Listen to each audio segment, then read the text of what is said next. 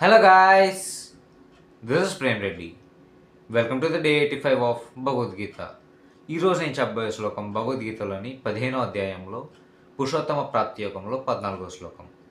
ఈరోజు నేను చెప్పబోయే శ్లోకం వచ్చేసరికి అహం వయసోనరో భూత్వ ప్రాణినాం దేహమాశ్రిత ప్రాణాపాన సమాయుక్త పచ్చమ్యానాం చతుర్విధ. దీని మీనింగ్ ఏంటంటే ఇది సింపుల్ కాన్సెప్ట్. అంటే ఈ కాన్సెప్ట్ దేని గురించి అంటే మన డైజెషన్ గురించి. నేను జీవాగ్ని రూపంలో మనిషి శరీరంలోకి ప్రవేశిస్తున్నాను అని శ్రీకృష్ణ పరమాత్మ చెప్తున్నారు. ఎందుకు ప్రవేశిస్తున్నారు?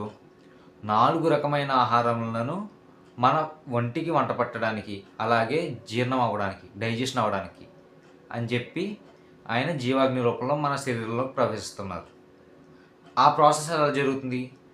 ఉచ్ఛ్వాస మరియు నిశ్వాసం, అంటే ఇన్హేలేషన్, ఎక్సలేషన్ ద్వారా. ఇందులో 4 రకాలమైన ఆహారాలు అంటే ఏంటంటే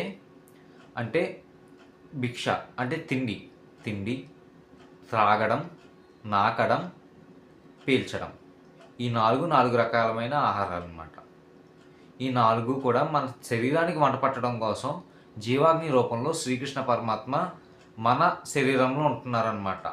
ఈ ప్రాసెస్ అంతా ఇన్హలేషన్ అండ్ ఎక్సలేషన్ రూపంలో జరుగుతుంది అని శ్రీకృష్ణ పరమాత్మ చెప్తున్నారు.